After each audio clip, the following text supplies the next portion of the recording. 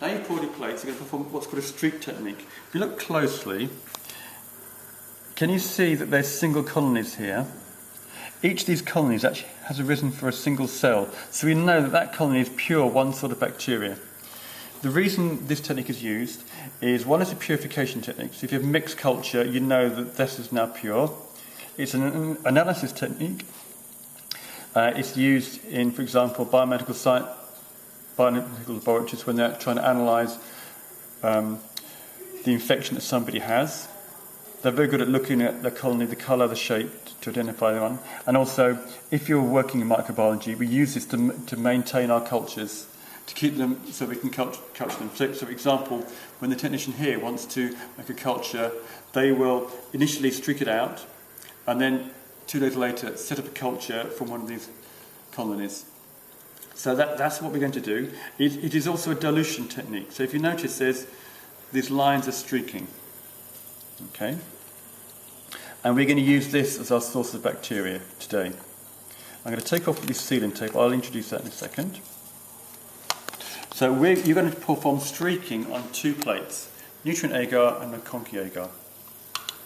McConkey agar should give nice red colonies with E. coli. And if you notice, the technician has labelled on the agar side around the edge.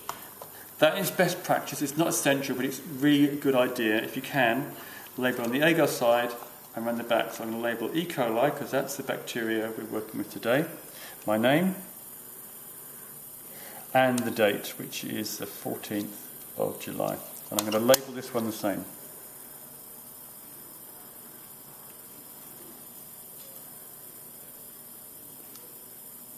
Okay. I'm going to do 1 plate at a time. Now remember, we need to work sterilely, so we need the flame on the hot flame. So I'll turn it from the safety flame to the hot flame. We need a metal loop, and we need that plate. So we work close to the flame, about maximum 3 plates away. I'm going to turn the plate over so that the lid's on the top. I then heat the loop until it's glowing red hot. So you notice the chemistry teacher will tell you this, the hottest part of the flame is near the top. Okay, 1, 2, 3, 4, 5. Open my source of bacteria, open it close to the flame.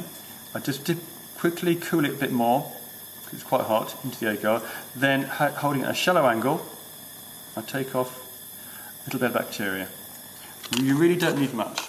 Now what I'm going to do is then, again at a shallow angle, I'm going to go backwards and forwards 5 times. 1, 2, 3, 4, 5. Now at the moment you can't see much. But you can check if you've streaked it. If you look at the light, you can see marks on the agar. Okay, that's your first streak. You're going to perform 4 streaks. Now what I'm going to do is do a second streak which goes through the first streak. What it will do is dilute the bacteria. So there'll be less bacteria here than there are here. It's a good idea to double check where it is first by holding it up to the window or the light. I put that down there. So I know I need to streak through there. So I heat up this again. We do not need this anymore, so we can put that to one side. Heat it up. Count to 5. 1, 2, 3, 4, 5. Dip it in the agar. Shallow angle. 1, 2, 3, 4, 5. If you don't do a shallow angle, you'll dig up the agar, as you will find. Now what I'm going to do, can't see very clearly, but that's the first streak, and I don't know if you can see, you'll see better on the light, the second streak goes through the first streak. I'm going to perform a third streak now, going through the second streak. I'm going to put that down. If you want, you can actually mark it with a pen if it helps to see the streaks. Okay, heat it up red hot. 1, 2, 3, 4, 5. Dip it in the agar. 1, 2, 3, 4, 5. Double check. Yep, we've gone through the third streak there. Okay, so that's the third streak going across there. The lettering, my labelling helps me see it when I put it down. And the fourth streak is going to go through that but go in a zigzag pattern across the plate. Heat it up to it's red hot. And you want to make sure your last streak only goes through your third streak. If you make a mistake, you can always start again with your fresh plate. 4, 5, cool it, and then just go through the third streak briefly, shallow angle, and just going backwards and forwards in a zigzag pattern across the plate. And then you can double check. There, as you can, I can just about see the zigzag patterns. You may not see on the film, but you'll see it when you do it yourself. Again, holding up to the light.